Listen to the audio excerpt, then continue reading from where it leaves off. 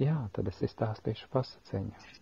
Es jau nezināju, ka es stāstīšu pasaciņu šajā vakarā, bet tāda doma radās, un es pastāstīšu.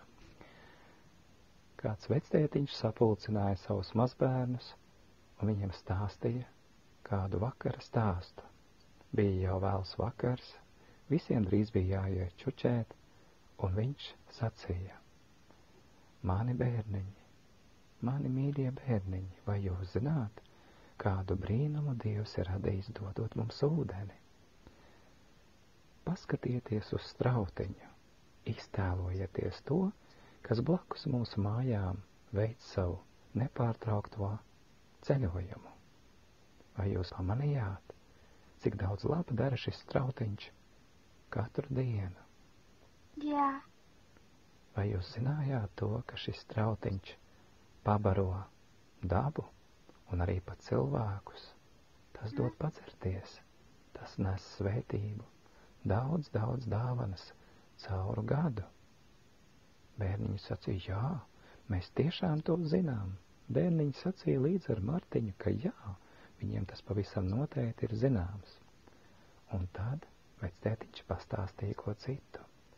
Kā jums šķiet, bērni, ko darīt tādā brīdī, ja, piemēram, vasaras laikā strautiņš aiziet čučēt, ja uz laiku izžūst? Ko tad darīt? Nodomāja bērni. Tad ir jālūdz Dievs, lai viņš dod lietu un ūdeni.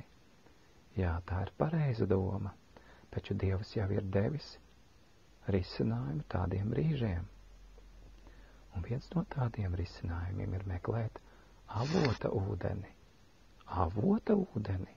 Bet tas taču ir ļoti augsts, un man mamma teica, ka augstu dzert nedrīkst, jo tad var saaugstēties. Pareizi, pareizi. Ar augsto ūdeni, sevišķi jau vasarā, ir jābūt ļoti uzmanīgiem. Jā, mēs to zinām. Bet kur lai mēs atrodam avotu ūdeni, ja strautiņā ūdentiņš kādreiz apstāsies plūst? Nu, man ir zināmas tādas vietas. Es esmu pastāstījis par tām jūsu tētim un mammai, arī jūs to uzzināsiet. Labi. Bet tagad taču ir vēls, mēs iesim čučēt, vai ne? Jā, protams, kādā citā dienā, kad mēs iesim pārgājienā, es jūs aizvedīšu uz tām vietām, ko senākos laikos rādīju. Arī jūsu vecākiem.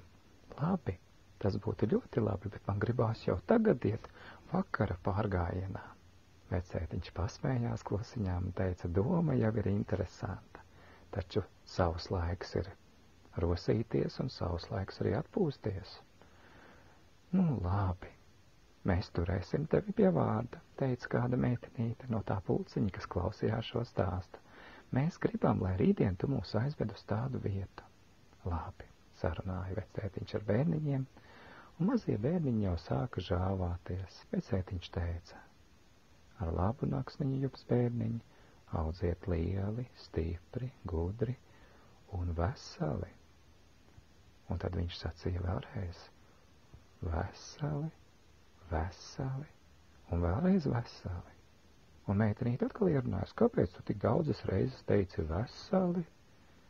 Nu, redz, dzīves gadi, kad arī tie jums kļūs arvien vairāk, jūs zināsiet, ka veselība ir tas dārgums, kas īpaši jāsaudzē mūsu cilvēku pasaulē, gan sava veselība, gan arī otra cilvēka, jebkura cilvēka veselība. Kā mēs varam saudzēt veselību, jautāja puisītis, mazdēliņš. Nu, piemēram, tad, kad tu runā ar savu mammu, vai tēti, vai brāli, vai māsu, ir labi, ja mēs esam iejūtīgi, ja mēs viens otru dzirdam, un ja mēs protam izvairīties no dusmām, no strīdiem, kādreiz gan gadīsies, gan šis, gan tas, taču svarīgi ir norimt. Un, ja arī gadās kādreiz kādas dusmas, svarīgi ir to darīt kā strautiņam, kurš mierīgi, klusiņām plūst savā tecējumā. Jā, bet tas ir grūti. Bērni runāja aizvien aktīvāk un aktīvāk, un likās, ka miedziņš jau ir pārgājis. Bet vecētiņš teica, kad jums kādreiz arī uznāk dusmas, un katram cilvēkam tās gadās, atcerieties strautiņu. Atcerieties, kā tas nes svētību. Kad jūs un mēs katrs domāsim par to, kā lai iepriecinātu varētu citus, tad arī dusmas kļūs aizvien mazākas, un ja pat kādreiz gadīsies kāds ļaundaris, kas gribēs mums kaitēt, ticiet man, mani bērni, Dievs jums dos gudrību, kā rīkoties. Tādu gudrību, ko šai pasaulē un skolās nevar iemācīties. Tā ir arī tā gudrība, ko māca mums strautiņš šajā vakarā un šajā pasaciņā.